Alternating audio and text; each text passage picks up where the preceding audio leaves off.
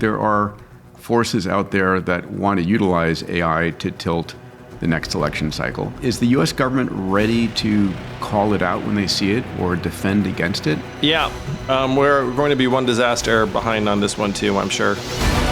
Our founding fathers were not fans of direct democracy. The founding design was, look, we'll have different coalitions, we'll come together, we'll come apart, we'll do different things. They never imagined that you'd wind up in these two increasingly polarized tribes. Most people say, listen, if you're sending people $500 a month, it's going to be used for beer and Netflix. The challenge is trying to prepare us for abundance in a time when scarcity actually, unfortunately, is the lived experience of many of our fellow Americans and humans. Hi everybody, Peter Diamandis here with Moonshot. Today we have an incredibly brilliant guest. His name is Andrew Yang. You may know him as the head of the Forward Party who ran for the U.S. presidential election in the last cycle. He's also a businessman and entrepreneur. We're going to be talking about two things that are his moonshots. One, how do we fix democracy? And he's got some brilliant ideas, including how do we reinvent how we vote so you can vote for almost anyone who puts their hands up. Imagine a vote between Mark Cuban and Tony Robbins for president. We're going to go someplace like that. The other side is universal basic income. You know, as we have technological unemployment, AI and robotics, is UBI a real thing? What does the data show? How do you fund it? All right, join me with Andrew Yang. And if you love conversations like this and want me to bring them to you, please subscribe to this show. It means a lot to me and gives me the fuel to really go out there and bring the smartest, most brilliant moonshot engineers on the planet directly to you. Let's jump into the episode. Everybody, welcome to Moonshots. I'm here with a friend and someone who got a standing ovation at Abundance 360. The first, I'm not sure I want to call you a politician. I want to call you an entrepreneur. I want to call you a change maker in the political realm, Andrew Yang. Andrew, good to see you, my friend. Oh, great to be here, Peter. And yeah, I'm something of, I dislike the title politician, so I appreciate your exempting me. Yeah, you're far more than that. And you're a strategist and an innovator. And I'm excited to jump into it. As is usual, before we dive into a show, let me ask you, what is your moonshot? Most people who sat in the 2020 race, remember my moonshot was universal basic income, which is eradicating poverty in our time. And that's still the vision, the goal. But I've now identified that there's an intermediate moonshot, which is fixing American democracy so that it actually can solve meaningful problems effectively. So doing that first, and then hopefully we can turn back to eradicating poverty. All right, well, let's jump into both of those moonshots. But before we do, I've got a question for you, and it's a conversation I've had going on with a number of AI experts on this podcast, which is the coming U.S. election, 2024, looks like catnip for AI disruptors, for deep fakes, for people who want to get in there and sort of cause trouble. What is your thought about how AI, generative AI, is going to start playing a role in the next 18 months? Yeah, I think it's going to be a big part of this cycle and not in a good way. And I try to explain to folks, look, imagine if the incremental cost of video, an email, a text, an image is zero. And I can make those images or videos true to life convincing, and they're completely made up and fabricated. Where you saw even recently, there was, I think, a picture of the Pentagon being on fire, and stock markets moved before anyone could say, wait a minute, that was AI generated. Now you can imagine that times 100 or 1,000 in this next cycle. I'd almost advise people down the stretch is just turn off your social media feed because I think it's going to be that cacophonous, unfortunately. I can imagine that. I mean, I'm wondering how much democracy is going to be threatened in the near term, like the 2024 presidential elections. Mo Gadot, who's been on my podcast a few times, who wrote Scary Smart, calls it patient zero for the disruptions that we're going to see from AI. Now, I'm guy out there saying AI is the most important invention ever that's going to help us solve humanity's grand challenges, uplift, create abundance, all of those things. But I can imagine patient zero being the elections and making Cambridge Analytica look like, kindergarten. I can imagine both of those things too, Peter. I mean, I tell people, look, if you want to improve the human condition, AI could be the most positive development in generations, maybe ever in human memory, really, in terms of alleviating Alzheimer's and cancer. I know you're working on aging, which is the greatest, the greatest. As hard as I can, as hard as I can. I know. I mean, it's fantastic. I'm super glad you're doing it. But in the interim, this 24 cycle could end up being patient zero. Do you think that politicians out there are ready for this? Do you think the existing parties are ready? Are they scrambling? Are they scared? Are they in the heightened sense of, oh my God, how do we either use this or defend against this? Well, one of the reasons why I don't think you're seeing much in the way of countermeasures or concerns or precautions or whatnot is that most political figures are more like rats in a maze than anything. You know what I mean? Can we stop with rats? well, they're just going out there and they're thinking, okay, what do I need to do to keep my seat, to raise this money, to make this person like me, to get this positive press cycle, to get this social media post to, get more likes. I mean, that's where most people's heads are. And the system-wide problem of eroding or collapsing trust and integrity of our democracy fall by the wayside. I mean, one of the things that I'm arguing now is that America's democracy is actually very, very dysfunctional and has been for quite some time. But if you're an existing political figure, your problem is not fixing the dysfunction. Your problem is just fulfilling your role within the maze or within the cage. One fact that I think most people know, but I just want to put a fine point on it. Most elected officials in D.C. spend between 30 and 60% of their days dialing for dollars. So imagine if you had half your schedule calling rich people and then the other half the time, theoretically legislating or running around meeting people or constituents. You don't have a lot of bandwidth left over for trying to insulate the system from AI. I can imagine that, but I bet you there are forces out there that want to utilize AI to tilt the next election cycle. Is the U.S. government ready to call it out when they see it or defend against it? Have you been in any of those conversations? I've been in rooms with various folks who are making the case to government officials or the government officials themselves. We're totally unprepared, truthfully. The current American political system is reactive, not proactive. And so we're going to go through at least one cycle of real damage before anything meaningful is done. I imagine that, right? We had been talking about airplanes being used for terrorism for a long time. And it was 9/11 that got people to change behavior. We've been talking about pandemics for a long time.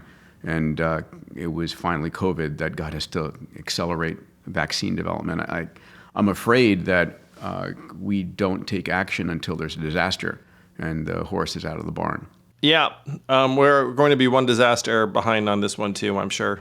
On the flip side, AI could play a massive role in helping to educate the electorate on what's going on. I mean, my biggest problem as a voter here in California is I go to the polls, I look at all of these, individuals and what's being voted on, and I'm busy. I've had very little time to get educated on them, and getting a clear answer is really hard.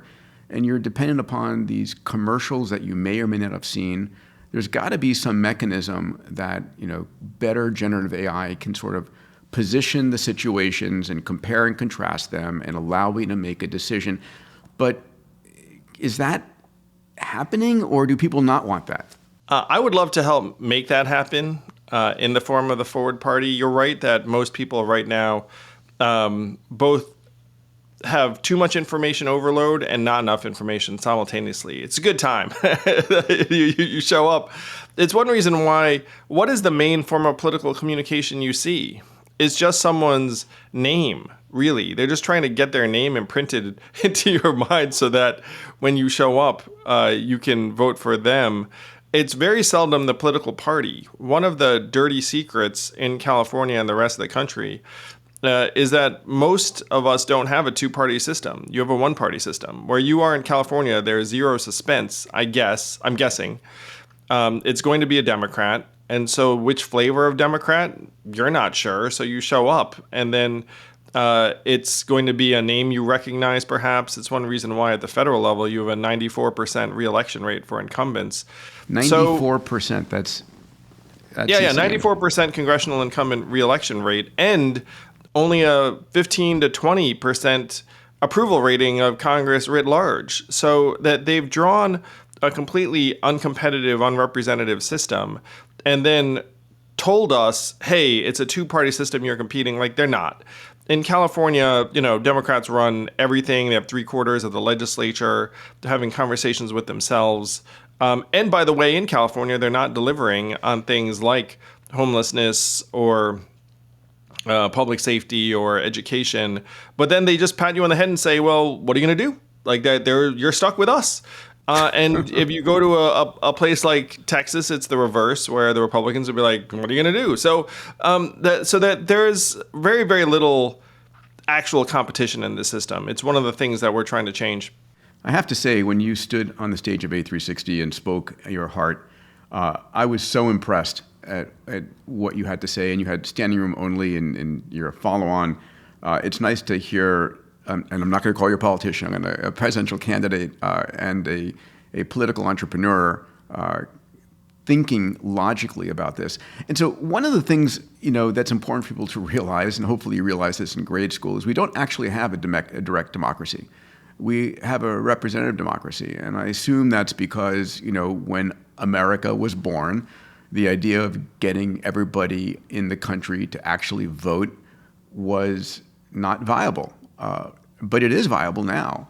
Can you talk to how could technology save the American or democracy, the American political system? Our founding fathers were not fans of direct democracy, as you observe, and it wasn't because there was some logistical limitation. Really, they just didn't trust people that much, honestly. They said, you know what, we're going to have this representative system. We're going to sort it out, and you have 3 branches, and you also had these 2 legislative bodies, one of which was supposed to be a little bit more close to the people in the form of the House of Representatives, and then the Senate was supposed to be more elevated, if you will, and deliberative. Though they did not envision, our founders, the 2-party system. George Washington famously warned against political parties on his way out. John Adams said 2 parties would be a great evil across the land. James Madison said you can't have factions that don't shift. And so you had this representative system that was set up that did not reckon with the fact that you'd have the domination of these 2 parties the way that took place. And even then, the 2 parties, until let's call it the 60s and 70s, were sort of like vanilla and French vanilla. they weren't that opposed. Different, and if, a Republican brought a Democrat home as their boyfriend or girlfriend, the parents were like, cool.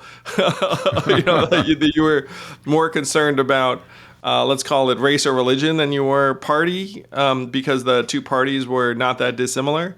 And then over the last 40 some odd years, then the 2 parties have started to peel off ideologically and polarize in the way that they have. So you have now this urban versus rural, educated versus less educated, diverse versus more homogeneous, et cetera. Like these things that are becoming more and more entrenched.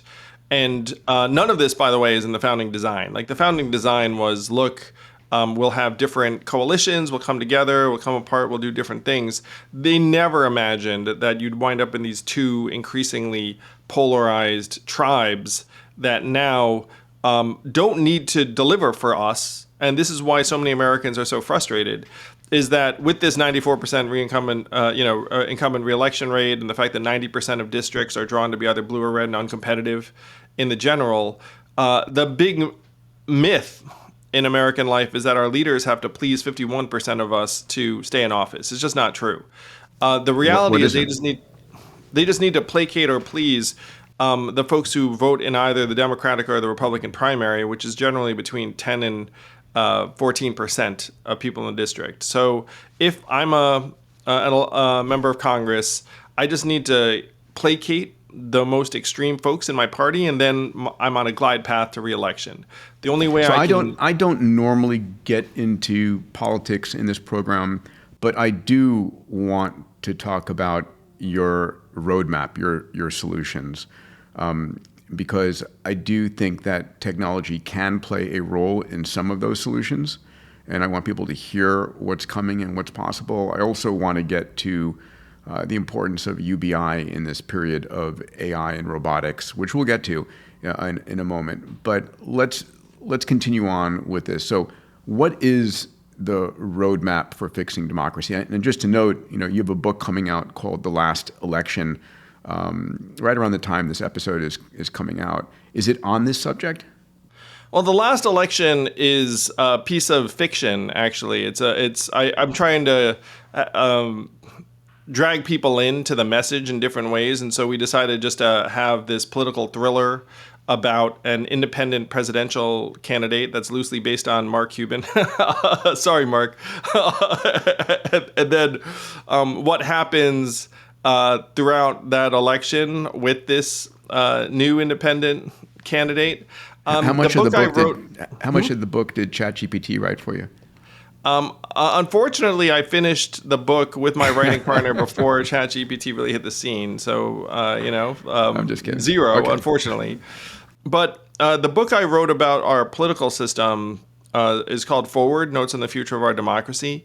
It's now out on paperback. So I've written a couple of books on this subject, but I was trying to codify and lay out what most Americans sense on some level. It's been fun on some occasions, like, frankly, at Abundance 360, where you talk to entrepreneurs, leaders, technologists, builders, and then you say to them, hey, this allergy you have to politics, it's totally rational. and what's irrational is the setup, where you have a series of fictions that are presented to the American people about our political system that after you start digging in, you realize, okay, they're not true. And then the question is, how do you actually fix it? So that's what I've now been involved in, and I'm happy to say we're actually making some progress. Awesome. And I fall into the camp where, listen, talk to me about anything, just not politics, right? If I want to fix something, I'm going to start a company. I'm going to go and work on fixing it.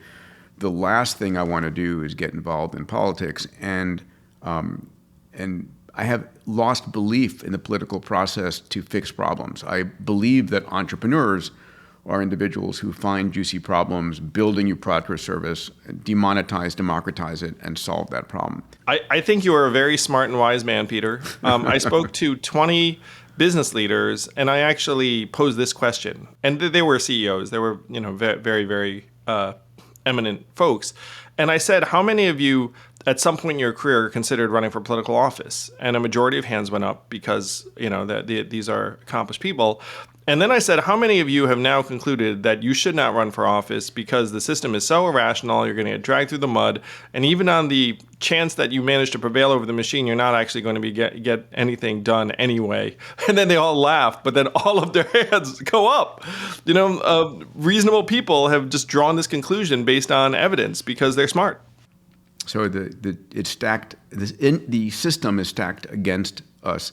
I said years ago, with due respect to yourself, my friend, anyone who wants to run for president shouldn't be allowed to. It should be a drafted position for some of the smartest operators on the planet. I totally agree. And I also said to that group of business leaders, I said, I don't know you all that well, but I would put you all in charge of the country ahead of the people who are actually running the country 100 times out of 100. And they all laughed and they said, yeah, like we would too, because they're rational. They'd be evidence-based. They'd just be trying to get things done. Their motivations would be generally good, all of which doesn't apply to the current current folks. Is there a path forward? I mean, obviously the Forward Party is been doing a lot of the strategic thinking, and we can talk about what the Forward Party is. I view myself as really a libertarian capitalist if I had to position myself in some fashion. But what is your roadmap? How do we make change here? How do we save ourselves from what's happened in this two-party system? Thank you, Peter. I have many friends who would describe themselves the same way. What I'd say is the whole path is to make the fiction real. Now, how the heck do you do that in real life? Which fiction real? The fiction is that our leaders need to make 51% of us happy and deliver for us in order to keep their jobs. Instead of just the 10 to 12% in the primary electorate in the wings with their 94% reelect rate. So how the heck do you make the fiction real? So it turns out that because our founding fathers did not like political parties, there's not a word about being a Democrat or Republican anywhere in the Constitution, and all of the party mechanisms are established at the state level. It's all made up. Now, if you wanted to, you could change those mechanics in each state, and in 25 states, you could do so via ballot initiative where 50.1% of the people in that state decide to. They could, for example, get rid of party primaries in that state. Now, as I'm saying this, it sounds made up and impossible to most. But just understand what this means. It means any candidate who wants to run independent of the party, they all go up against each other at the same time. Yes. Imagine an all-party primary where you run as a libertarian, I run as Forward Party, there are 2 Democrats, there are 3 Republicans, what have you, and we all line up and make our case to the folks in that state.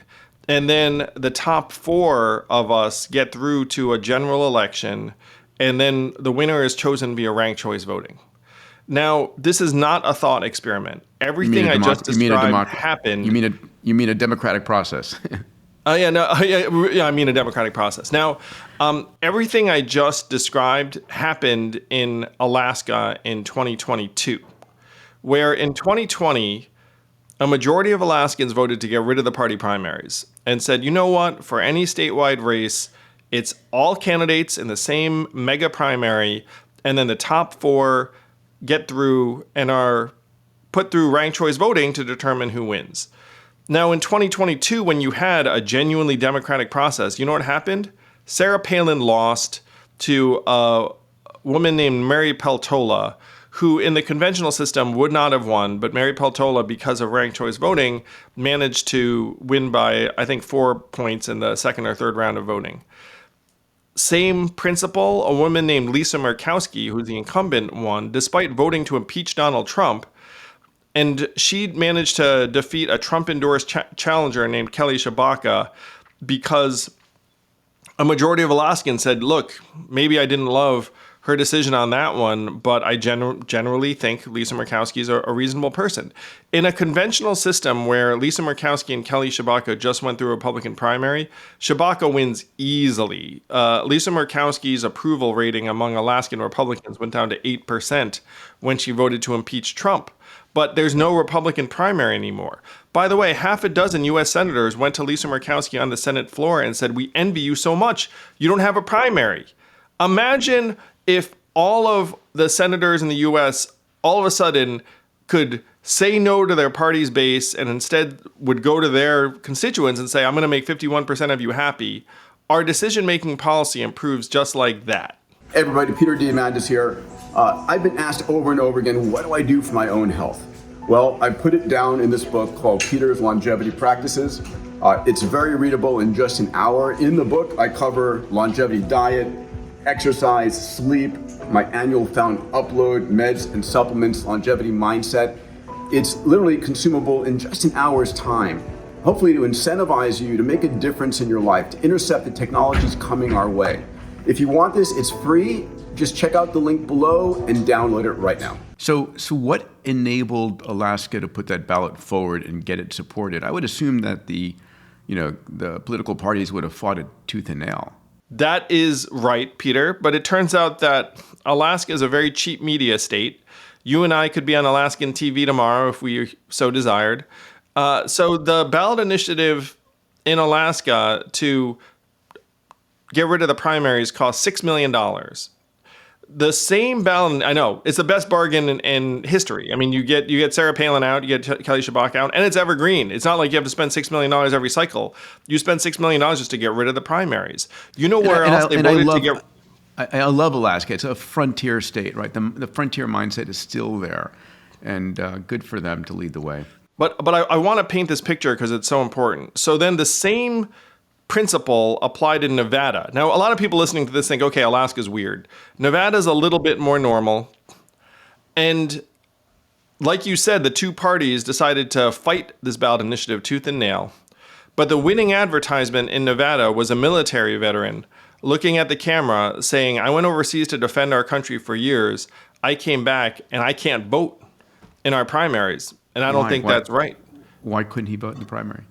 Because you need to be a registered Democrat or Republican to participate in either primary, and he was an independent, like 50% of military veterans, and like at this point, 50% of Americans functionally. So that ad went out on Nevada TV, and millions of Nevadans saw it and were like, that guy should be able to vote. So the Democratic Party came out against it, the Republican Party came out against it, but 53% of Nevadans said, that guy should be able to vote, and I should be able to vote for whomever I want in an all-party primary. So what we're doing is we're going state to state and then flipping over the primary system, because if you put it in front of the American people, of course they want to be able to vote for whomever they want. The fact that our tax dollars are subsidizing these party primaries is ridiculous. It's distorting everything, and the only people it's good for are the people embedded in the machine who don't want to have to actually submit themselves to us. I love it. It's got my vote for sure. I mean, it's like, wait, this sounds really logical. It's logical. And if someone wants to dig into this, the progenitors of this set of reforms, it's Michael Porter, who's a Harvard Business School professor and godfather of management consulting, and a woman named Catherine Gale. They co-authored a book called The Politics Industry that said, you know why we're seeing our political system flail and fumble this way? It's because of bad incentives in the system. And the way to fix the incentives is to get rid of the party primaries, and here's how to do it. So the ballot initiative in Nevada cost $17 million, which is more than the 6 in Alaska. If someone were to say to me, how much does it cost to fix American democracy? I would say approximately $200 million, which in our world, Peter, is a very manageable sum. That's nothing. Yeah, in the context of a system where we're going to spend $8 billion beating each other up and hating each other in 2024, just one of the Forbes 500 individuals listening here, please just please get in touch with me. You can grab me on socials, Andrew Yang. Peter has my number and email. But how does the $200 million fix democracy? Check it out. You run the same ballot initiative that won in Alaska and Nevada in 10 states. It fails in 5 of them, but that's okay. You succeed in 5, and then you liberate 10 U.S. senators to do whatever they think is best and not be in thrall to their parties on either side. That changes the nature of American politics. It's no longer deadlock. And that's very, very real. That's very, very doable. That's huge. And that's, again, it's the first piece of clear and logical thinking I've heard in a while. So thank you for making that. Thank you for explaining that. What's next on a roadmap? Where do we, we'll pull that off. What's the next step in heading us towards a true democracy? So I concluded all of these things now about 18 months ago. And so I've been running around with Forward. Now, let's say that we pull off what I'm describing. We get rid of the party primaries in 5 states. 10 U.S. senators are all of a sudden lucid and clear. With lots of time on their hands. No, I mean, it's pretty wild. Like, they'd be like, hey, all of a sudden I'm reasonable They have their own opinion. Yeah. Yes, they have their own opinion. And in the other 25 states, you have mayors and county executives and city council members and occasional members of Congress also throwing off the yoke of the false blue versus red and saying, I'm also part of this new positive independent political movement forward. Now, you fast forward to the next cycle. This is the great frustration that you and many others share, is that we might be faced with a Joe Biden-Donald Trump rematch in 2024. God forbid. And it's patently ridiculous. By the way, what do you put the odds that could happen or would happen? The odds are very high because Trump will probably win the Republican nomination despite his legal troubles. He's up 20 some odd points. Joe Biden, by all accounts, is running again. There's some rumor that he's going to step aside at the last minute next year, but, I'll believe it when I see it kind of thing.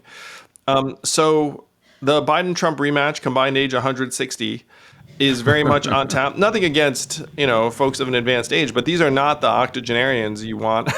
This is a couple others I know I'd be fine with, but these are not the two. Before age reversal has been implemented, yes. Yes, these aren't the 80-year-olds you want. Anyway, but it's just a clear emblem of how bizarre and dysfunctional a two-party system is, that in a country of 330 million people, those will be the choices. I mean, gosh, Peter, I was with you at Abundance 360, and I could almost just throw a rock and just take any of the people that the rock hits and say, you'd be a better choice than Joe or Donald Trump. So if we get presented with this choice, many Americans are going to be looking for an alternative. Now, my organization Forward, what we'll be doing is we'll be trying to organize swing voters in Wisconsin, Pennsylvania, Arizona, Georgia, Nevada, genuinely independent swing voters, and say we're going to go with whichever party is on board with getting rid of the party primaries and implementing ranked choice voting and reforming the system itself. So that's our project for 2024. But I'm going to project in the not so distant future, let's call it 2028. We can all vote for, so this will be fun. Let me set the stage a little bit more. So imagine there was an independent presidential primary where it's Mark Cuban, The Rock, me, Oprah, Matthew McConaughey, Justin Amash, Liz Cheney, Adam Kinzinger, whoever your favorite figures are. I don't know if you want to throw someone into this mix, Peter, if I missed someone that you like. Is this they have to agree, or are they being drafted? Either, for the sake of this exercise. Maybe we'll throw Tony Robbins and Elon into the mix too. Holy cow. So Elon, unfortunately, is not born in the U.S., so there's that. Tony is. But Tony Robbins, Jeff Bezos, love it. Jeff's going to, he's got the Washington Post. He's building rockets. He's got to, it's got to be something new he's going to go do. Let's throw Tony and Jeff into the mix. Sure. And we can all vote in this primary on our smartphones. Say, I like Tony. I like Andrew. I like Mark Cuban. And then our vote is verified via a personalized QR code that gets sent to our mailing address. You scan it. Congratulations, your vote has been verified. Millions of Americans are participating in actual democracy. And then the legacy parties would be left saying, no, none of that is real. What is real is waiting to hear what 6% of Iowans think in February. And then millions of Californians and New Yorkers and everyone else would be like, wait a minute, that makes 0 sense. I don't give a shit what Iowans think any other time. Why am I carrying this time? Or, no offense to anyone, because I love you all, but like South Carolina or New Hampshire, you could just throw whatever the heck the early basket of states. I went through this process. Only 6.5% of Iowans participated in the Democratic caucus I was a part of. It's probably going to be a not that much higher percentage of Iowans in this Republican caucus. So let me get this straight. There's a process by which you raise above some threshold, and I don't care if you're the Kardashians or whomever, if you want to run for president, what would be the criteria for getting yourself on this digital ballot? This is so fun, Peter, because those 20 people, your 20 people, whomever, most of them know that if they ran for president as a Democrat or Republican, it would be miserable. That they would get shivved the same way that we've seen, let's call it Mike Bloomberg get shivved or whomever. But if you got to run in this independent primary, then you could genuinely make your case.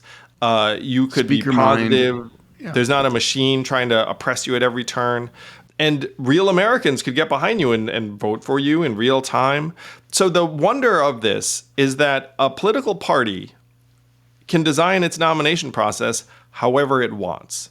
The Democrat and Republican Party have chosen to design it in a particularly anachronistic, nonsensical way, not because they think it's smart, but mainly because of inertia, and they prefer to control it It very gives them tightly. control, of course.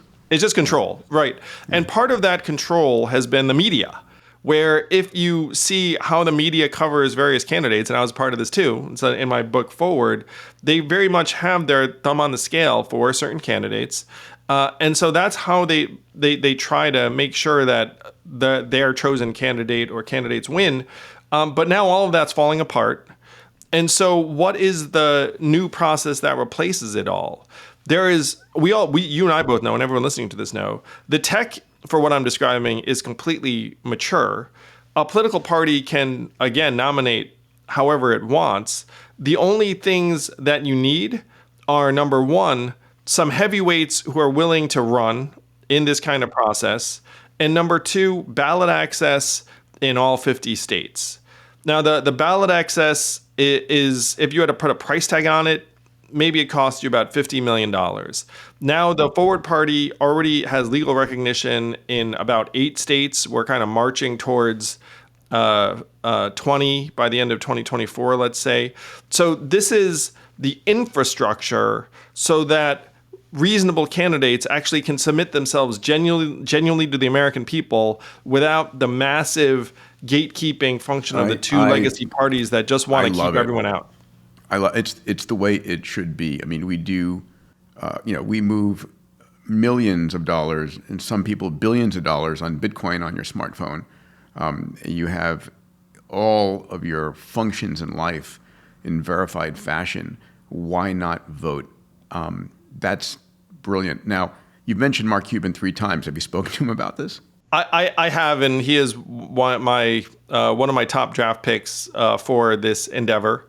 If you don't know, check out his Cost Plus Drugs. I mean, he's literally saving I do know Americans. the company. It's amazing. Yeah, it's amazing. Great stuff. I mean, love you, Mark. Yeah. So listen, I think this is a fantastic idea, and at this point, hopefully, it's not just being about a popular individual. It's hopefully going to be being popular and being intelligent and having good policies. I mean, why do people say this wouldn't work? I mean, I would imagine people say, well, a populist politician or president doesn't have the experience that's needed to run. They have to rise through the ranks of local, state, and federal politics. Most people have not dug into it even that deeply, Peter, honestly. Most people just knee-jerk think, well, third party, hopeless, Ross Perot, Ralph Nader, Jill Stein, et cetera, et cetera. Now, if they looked at the numbers, they would see that now 49% of Americans self-identify as independents, almost twice as what identify as Democrat or Republican, that this kind of internet voting is now very, very doable and natural for Americans in a way it was not even in the 90s. But their reservations are not the ones you just cited, because most Americans are fed up. They would happily take a reasonable human that is not of the machine at this point. They just don't think it's possible because of the conditioning, particularly from the media, that you must choose either column A or column B and nothing else exists. Yeah, I think people don't realize the influence the media has on politics. And we, for I don't know what reason, think of the media as still concrete. What's his name? Howard Walter Cronkite. Walter Cronkite. Yes, I mean it's independent, it's truthful, it's representing truth in the American way. But that's anything but. Well, this podcast will probably get a similar audience to one of the major cable channels. Well, So, and a much cooler audience, I will say, a much better audience. Thank you. Most of the people watching proud. this are not, tuning in. Yeah, they're nightly. entrepreneurs. They care about changing the world, and they want, the mindset is let's find out where we can make things better, up and to the right. It's interesting, right? Because maybe it's going to be Twitter, maybe it's going to be Google, maybe it's going to be some other platform, but the platforms exist for full verification and to reach everybody in America. Well, you talk about the media. I mean, I think that's what motivated Elon in buying Twitter/X now, is that he thought, this is going to be one way I can actually try to improve the nature of the messages that are getting out. But what I'm describing, it's right there for us, man. The fun thing is you can imagine who would run, and a lot more excellent people would run if they thought they would be treated fairly. Do you think the U.S. people would change the rules about being born in the U.S. if Elon wanted to run? I don't know, but I'd certainly love to test that proposition out. I was with Arnold Schwarzenegger not that long ago, and I said, you should test that proposition out. But here's one of the fun things, Peter. Let's say that this independent primary does come to pass. I'm just going to speak for myself. If I were part of it, and let's say I lose to, I'll keep using Mark just as my example. Yeah, sure. I would then endorse Mark and say, hey, man, let me go campaign for you around the country. And you could campaign anywhere. You'd end up with a team of a dozen high-powered surrogates and something of an administration or a cabinet in waiting. And the American people would be like, that crew is a crew I would trust and prefer much more than the current freaking panoply of, frankly, mostly second-raters. I love it. You're right. Once it flips, you've got 30 incredible influencers ready to back the independent candidate. Yeah, that's the vision, man. It's going to be the Avengers of rationality and true progress. And so, have you written up these ideas in a concrete fashion someplace? So if you go to Forward Party, that this is the movement. I have not written up the independent primary plan, though there have been, frankly, versions of this that have been written up. I've written up the other stuff around getting rid of the party primaries, shifting to an all-party primary, ranked choice voting. I'm going to be excited to get energy behind the 2028 plan. One reason why I'm not hammering that hard is because we are stuck in 2024 right now, to our earlier conversation.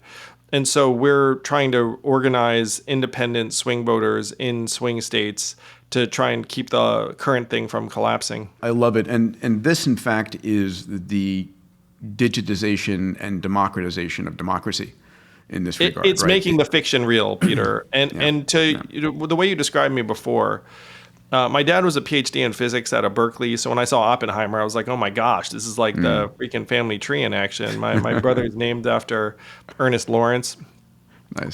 Who's Josh Hartnett's Lawrence character. Labs, yeah.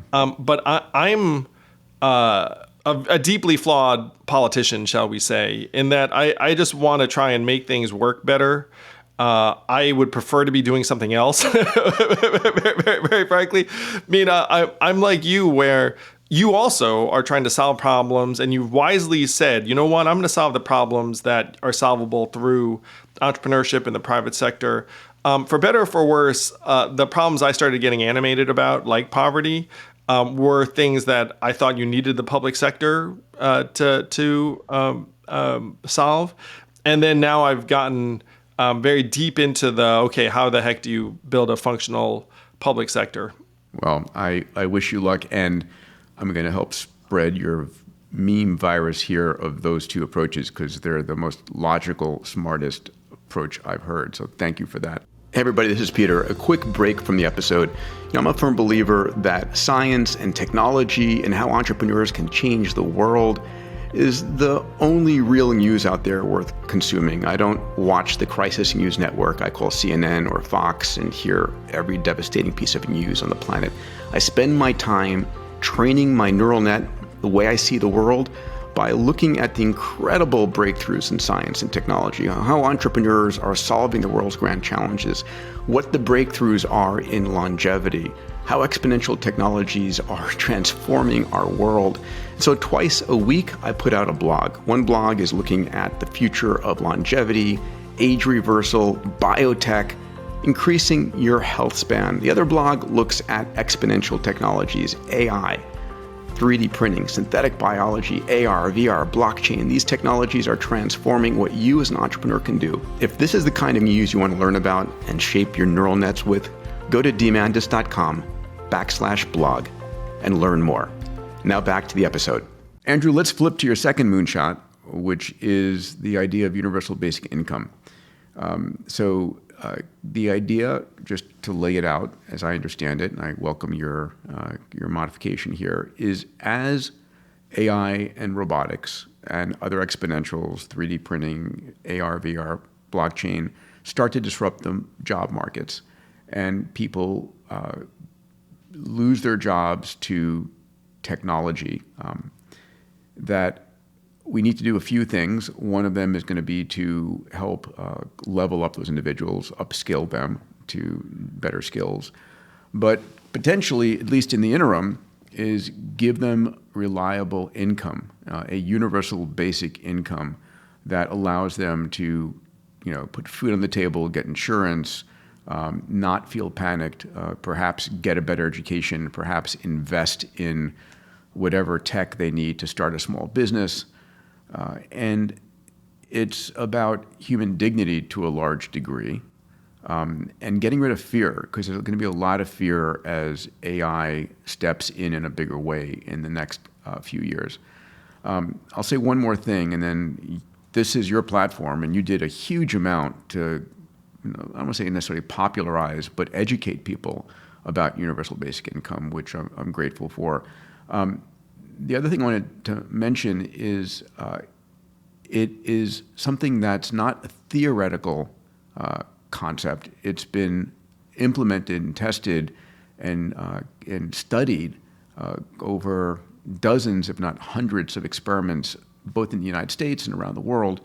So that's my setup for it, and I want people to understand this is coming because we need a countervailing force to the fear that people have about potentially losing their jobs. Well, I love the way you frame that, Peter. The way I describe it is that you have a mindset of abundance and possibility and optimism and entrepreneurship, and then you have a mindset of scarcity, fear, us versus them, xenophobia, and negativity towards technology, honestly. And so which of these things is winning? Which of these is going to win? I think you'd be hard-pressed to say that nationwide the mindset of optimism and possibility is winning. It's definitely winning at Abundance 360, which was a blast. I go there and it's like I was uplifted because here are people who are literally building the future. But then, you drive a few hours in any direction and you wind up at like let's say a different mindset. And so the question is, how do we help people transition? There are a lot of very smart folks who are deep in AI who've also been studying the effects of UBI or cash relief programs.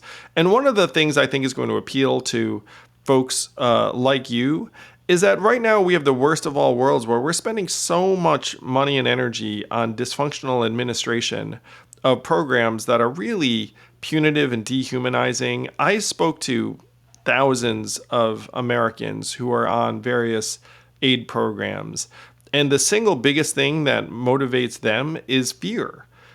They are scared stiff of losing their benefits. There was a woman in Iowa who said to me, I would like to volunteer for my local nonprofit, but I'm scared to because I'm on disability and I'm afraid that if someone saw that I could volunteer, they'd take my money away.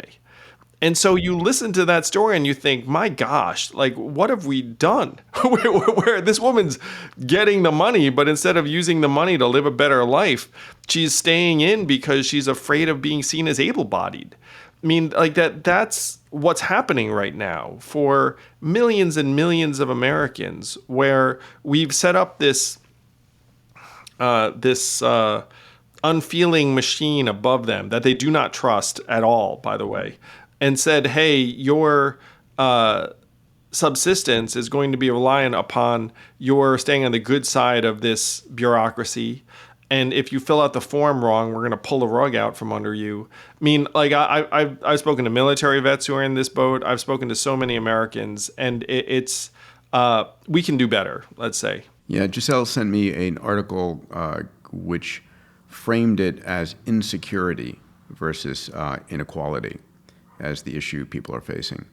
They don't feel secure. They do not feel secure in the least. And if we can change that, then we have a much better chance of building a society where if someone else makes some rapid advance, you look at it and say, oh, good. Like maybe that's good for me in some way. Right now, unfortunately, it's more like look at that jerk over there who's doing well. Like like I'm not seeing any of that. Yeah. So you've studied this. If you had to, most people say, listen, if you're sending people $500 a month, it's going to be used for beer and Netflix, and it's a waste of money, for God's sakes. Why are you going to spend my tax money to do that? How do you respond to that? What's the data show? Well, the data shows that people tend to spend the money on food, fuel, shelter, books for their kids, activities for their kids. And the biggest example of that data set was the enhanced child tax credit that was implemented in 2020 and 2021 in the US, where it lifted millions of American kids out of poverty.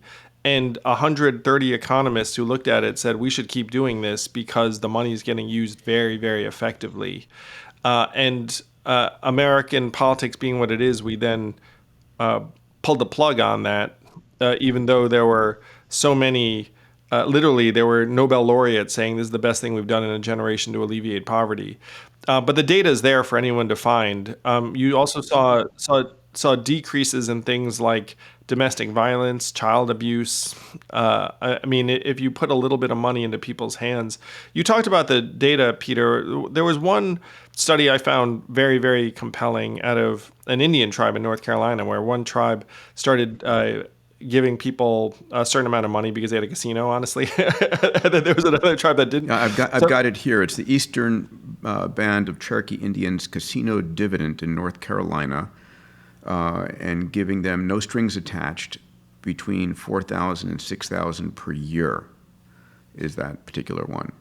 And and you probably have it there that you had the kids learn better, and even their personalities became more conscientious, more trusting. There were environments improved education, mental health, decrease in addiction and crime. Yeah. Yeah, and by the way, if you wound up with people who do turn to crime and drugs, we end up paying for that too, in ways big and small. I mean, like we're spending $30,000 to $50,000 per individual per year who is homeless or incarcerated in our country. So if it hits our institutions, it's a lot more expensive than that $4,000 and $6,000 that those kids got. Yeah, lest you think that this is a new idea, I'm just going to rattle off here the research that my producer Nick did. We've seen this in Alaska since 1982. Alaska's had their funded by oil. I mentioned North Carolina. We've had experiments in New Jersey, Pennsylvania, Iowa, North Carolina, Seattle, Denver, Gary, Indiana. There's a big study done in Stockton, California, Canada, England, Brazil, Germany, Spain, the Netherlands has done a number, Finland, Iran, Kenya, Namibia, India, China. So, I mean, this has been done hundreds of times, and as I read through the details here, it's consistent that this investment has super positive outcomes. I haven't read any place where it's been had negative outcomes or a waste of money. Yeah, it's much more effective than, frankly, starting up a new bureaucracy and then saying, hey, guys, improve the lives of people that are not you. One of the organizations in this space that some people might have heard of is Give Directly, which is it transfers money directly to people in developing countries. Now, there's probably some skepticism among your audience, rightly so, of kind of a nonprofit industrial complex or an NGO industrial complex. There's probably that mistrust when it comes to certain government bureaucracies that are terrible at in administering benefits in frankly, a sane way. This skips the middleman and gets the resources to where it'll actually do good. And I've been a donor to give directly. I think it's a brilliant, super low overhead, minimized overhead process. On a personal level, Peter, the way that you and I do this probably is we just tip really well, because you're around someone. It's like, hey, this is going to be dollar for dollar. And it's such a beautiful thing when someone unexpectedly gets a large tip, and for that evening, that moment, you've changed their life. Yeah, it's a great feeling. I highly recommend it. Yeah. So the question becomes, where does this money come from? Can we afford it? And I'd like to play a few conversational games here. I remember Jeff Bezos and a few other folks said, well, if we're going to start to see technological displacement of jobs, and a robot takes, a house cleaning job, or a robot takes a factory working job, or an AI takes a physician's job, why don't we just tax that robot and that AI for that work it's being done, and then use that tax base to fund a UBI program? Does that make sense? I think taxing AI makes a lot of sense. I think the practice of it might be a little bit trickier. Where the money comes from, for starters, I don't know what people are going to receive this. So our data right now is worth hundreds of billions of dollars a year to various companies. Your data is going to be worth more than others, Peter. Thanks. But we're not seeing a dime of that. So one of the proposals I had was, look, there should be a data dividend where I'm not one to hold back certain forms of development, but if you're going to be buying and selling my data, maybe I should see what's going on and get a cut, and that could be the start of multi-hundreds of billions of dollars type measure. AI itself could also, and one of the examples I use is that there are 2 million Americans who work at call centers still. And let's say that AI is going to be able to do that job pretty soon. How much do those 2 million Americans pay in taxes right now? I'm going to guess that they do pay taxes. And then the question is, will the tech company that uses the AI pay anywhere near that level in taxes? History suggests it will not. And so you'll wind up replacing tax-paying humans with AI that we might not see that kind of revenue from unless we change the system. I've had this conversation with Elon, and we've been trying to go back and forth on when we're going to do another podcast together on the subject of abundance. And his first reaction is, yes, we're going to have full up abundance post AGI, right? And I get that. Once we have artificial general intelligence, which leads rapidly to artificial superintelligence, and let's put away the dystopian scenarios, the Terminator, and we have AI. We're heading towards what I would call technological socialism. Being a good, capitalist entrepreneur, the term socialism and communism sort of are knives into. But technological socialism is an idea where technology is taking care of you,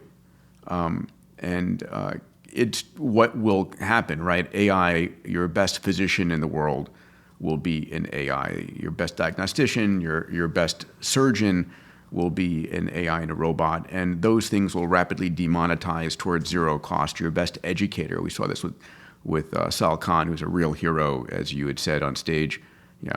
He is a hero. I had dinner with Sal last month, and what a privilege. Yeah, he's such a sweet man and a brilliant entrepreneur. And so the things that we spend a large amount of money on today, we spend a disproportionate amount on healthcare and education. A lot of Americans are nodding right now, Peter. Yeah. Well, and what we're going to see is the very best healthcare and the very best education is eventually going to be free, because it's going to be delivered by these AI or AGI systems, right? It's the cost of electricity. And so that's going to be a significant, if our cost of living, so we spend our money on health, on education, on transportation. Eventually, an autonomous Uber will be 4 times cheaper than owning a car.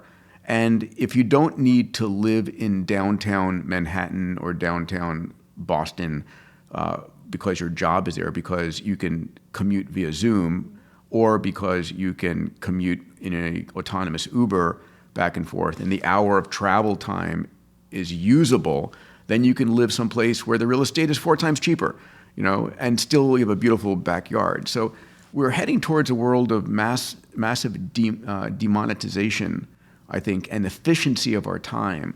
So I think the cost of living should go down while the standards of living go up.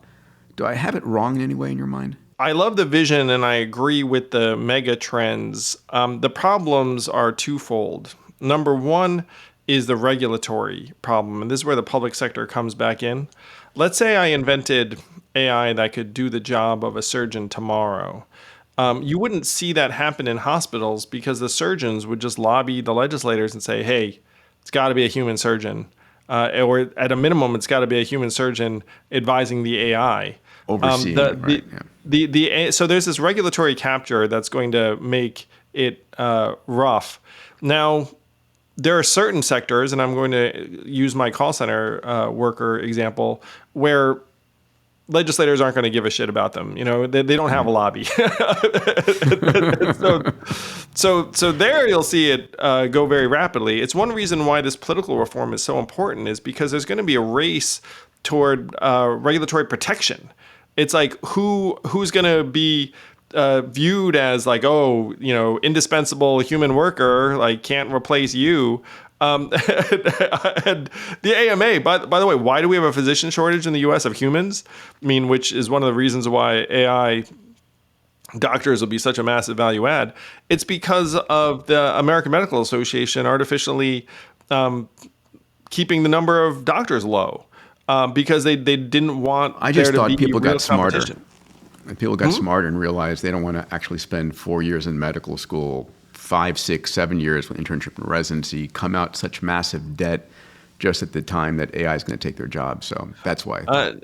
No, because if you think about it, there are all of these folks who are below the line in terms of applying to medical school. I'll make an insert Asian joke here. Anyway, that there's been an artificially curbed supply, and then that those professionals are going to lobby very, very furiously. And it's not just the doctors themselves. You see it with certain device manufacturers. Do you know Dean Kamen by chance? I was with him for dinner at his home in New Hampshire on Friday night. Yes. Oh my gosh. All right. So Dean told me a story. He might have told you too. Where he invented a portable dialysis machine, which would improve people's standard of living dramatically. But then the folks who profit from inpatient dialysis said, no, that's not safe. and their motivation was obviously that they make a whole lot more money on it's actually inpatient evil. dialysis. It's actually evil. It's evil. There's a lot of yes. evil going on in the system because people are making money off of the inefficiency, and they will fight to keep the inefficiency because that's their business now. So the future you're describing is the future that would be happening in the absence of this regulatory capture. But there are going to be some folks who get displaced very summarily. And so managing this transition in both groups is a must. And right now, the question is, how can you coax some folks being like, look, guys, you're going to be okay, but AI is going to start doing this lifting for us or this surgery for us. And you're not going to starve to death. You'll be fine. And then also go to the folks whose work is made irrelevant very quickly. Yeah. By the way, for those who don't know Dean Kamen, you may know him as the creator of the Segway, which is unfortunate because the things that he's actually done in the world have been so extraordinary. One of the most brilliant inventors on the planet, creator of implantable infusion pumps, the Luke arm, the iBot, and I don't know, 1,500 patents. One of the most generous, brilliant individuals. He'll be joining us at A360 this year. We'll spend 5 days with him in a few different dimensions. Both, he's got a company right now. We toured it, myself and a few of my Abundance members, called the Advanced Regenerative Manufacturing Institute. It's government funded. Good thing the good thing the government's doing. They're basically regrowing organs. You give them a skin sample, and they turn that skin sample into induced pluripotent stem cells, and then grow a pediatric heart, a bone ligament bone, new islet cells for your pancreas. It's amazing. The guy is one of the most brilliant engineers on the planet. Dean Kamen is a genius and a force for good. And it surprised me not at all that you had dinner with him last week. Yeah, and his most important invention is FIRST, which is his junior high school level educational program that is in 85,000 schools around the world. Teaching the next generation robotics, indeed. Like movable wheelchairs that help people live more functional lives. I mean, the guy's improved a lot of people's existences. So I get the idea that we're going to have ingrained biases and self-motivation keeping things the way they have. And that's always been the case, right? I'm sure it falls eventually. I mean, there will be a point where when you see that human surgeon coming at you and you say, oh, no, I do not want that human touching me. I don't know how much coffee they had, if they had a fight with their boyfriend or girlfriend last night. I want the robot. I want the robot that has seen this surgery 1,000,000 times and cost 100 times cheaper. I want it doing the surgery. And so the question becomes, we're going to have to be data-driven evolution. And I think we're going to see it's not going to be a little fuzzy. It's going to be the AI is making the right diagnosis, 99 times out of 100 compared to the human. And one of the biggest problems is humans make a lot of mistakes. Yep. I mean, your entire had a fight with their partner or got drunk or something. I mean, that stuff's real. It's not like our physicians are superhuman or whatnot. I mean, like they have problems, and their problems do not keep them from coming in and operating on us or whatever the case may be. So we're going to have, I hope, the cost of living is going to demonetize. I mean, it has tremendously, right? But we don't count those things that have demonetized. We don't count the fact that our communications are world class, as good as the president of nations had, decades ago, and it's free video conferencing on FaceTime or Zoom. I mean, that's insane. We don't count that. We don't count all of the free entertainment we have, the free knowledge, even free AI we have. But the things that we do pay for, there's going to be demonetization pressures. I agree, Peter. And in many ways, so someone once described me in a flattering way as wanting to be America's wet blanket. I just want everyone to chill out while we make this set of transitions. And right now, Americans are getting the opposite of more chill. shall we say? Yeah. We're getting stressed out, inflamed, and polarized, and scarcity is taking over, and more insecurity, as Giselle put it. So I see my role as trying to make it so that we can actually enjoy the bounty of this amazing time to be alive. In. Yes, it's extraordinary. One of the other ideas that one of my A360 members has spoken about, I think you've spoken about this as well, is basic living as a service. A community where for $250 a month, you get housing, internet, water, food.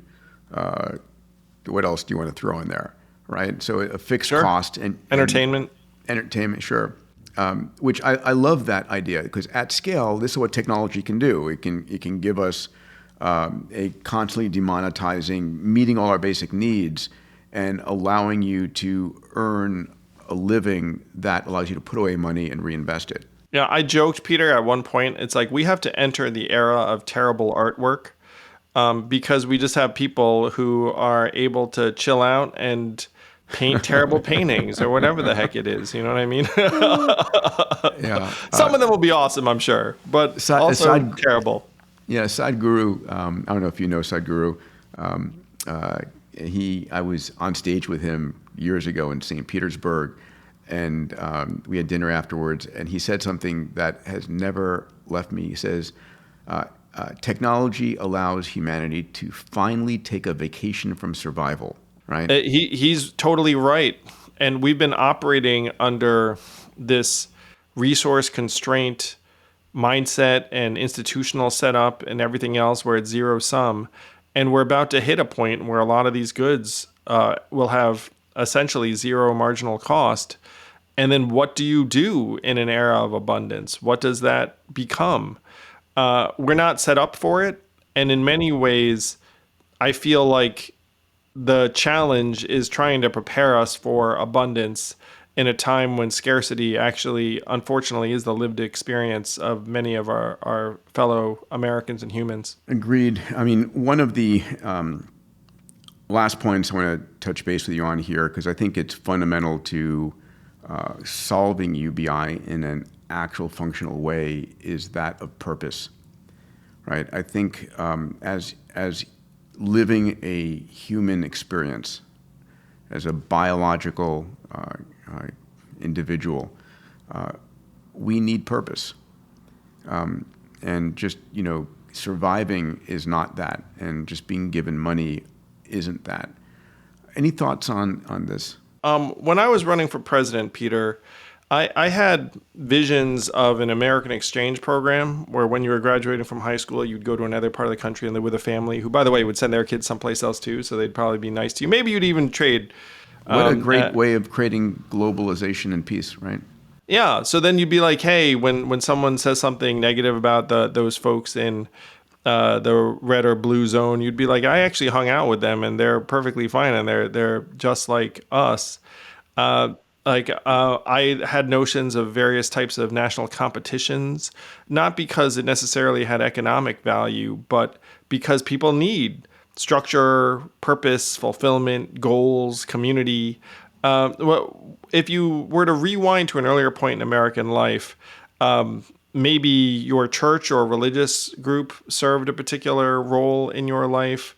Now that has gotten replaced, unfortunately, by, this is going to hurt you in your heart, but it's been replaced by politics in some some people's lives. So we do need to imbue more communities with the sense of structure, purpose, fulfillment, goals. And one of the big misconceptions about me has been that I was somehow unmindful of that. I mean, I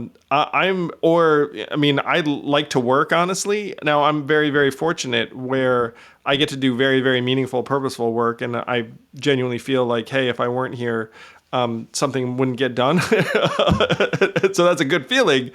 And that the goal has to be to try and make it so that more people have that feeling. And even if it's not something society-wide, like maybe you or I am working on, it can be something as simple as, today I'm going to be very important to helping my neighbor, clear their garage or care for their children or what have you. Yeah, one of the things that people hopefully realize is a lot of the jobs, not all, but a lot of the jobs that robotics and AI will take are jobs that were not the jobs people dreamed of doing when they were kids, right? You didn't dream of being a waiter or cleaning apartment buildings or whatever it might be. But that was the job that you could get to put food on your table or get insurance for your family. And so the question really is, fine, let tech take those jobs that are dull, dangerous, or dirty, and how do we enable that individual now to level up to what they dreamed about? How do we allow people to dream into a bigger purpose? And I think AI as their co-pilot to help them educate themselves and do things they didn't think they could do is critical. And I think it's almost, we have to split what you do for a living to make money separate for what you do for a purpose, right?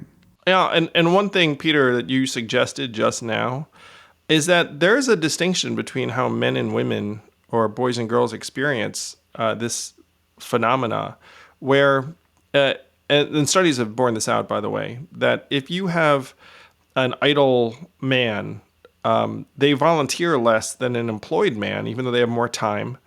and their consumption of drugs and gambling and some other things go up. and so this the sense of purpose and usefulness that you're describing is vital to stave off both personal and community self-destruction. And one of the things that Americans are experiencing at higher levels, unfortunately, are those things. Deaths of despair continue to rise.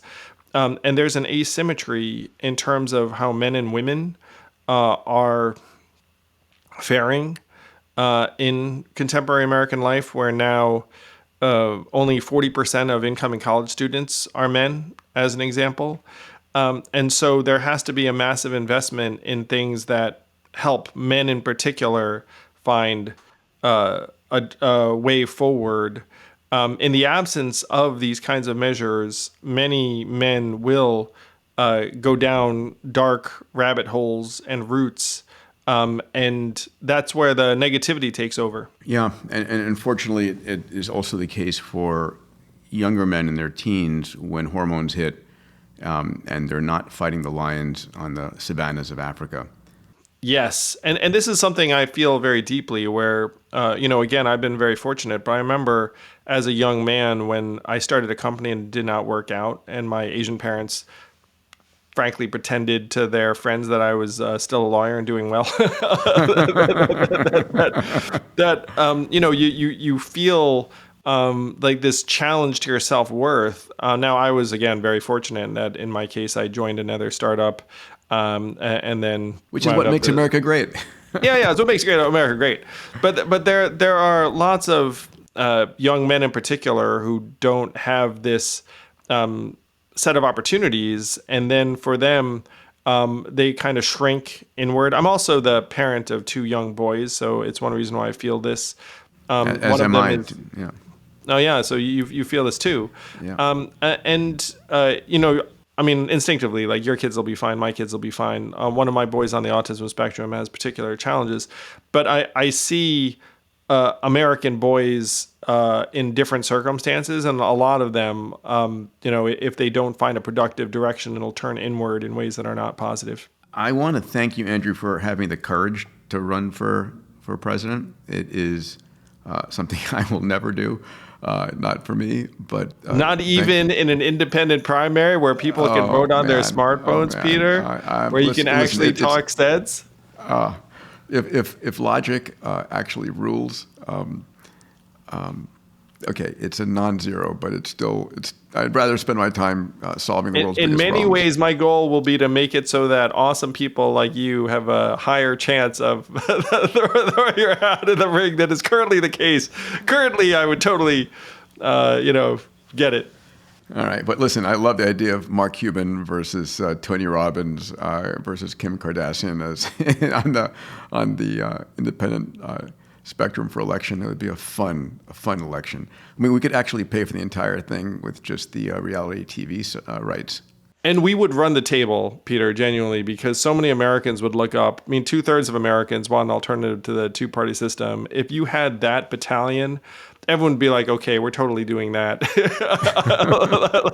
we would win. I mean, and this is something we should be building towards as quickly as possible. Yeah. Well, thank you for your moonshots, my friend. Just to remind folks again, it is to reinvent and fix the democracy, no small challenge, and then to help birth UBI as a program that is recognized, understood, and rolled out. Not just here in the United States, but through an example in the United States, I think around the world. I'm looking forward to a time when kids are dreaming of the types of moonshots they had when I was a kid, right? Being an astronaut, go to the moon, and moonshots that really make the world a better place. So where do we find you on social media, Andrew? Well, What a Vision, Peter, will fight alongside you to make it real for kids around the world.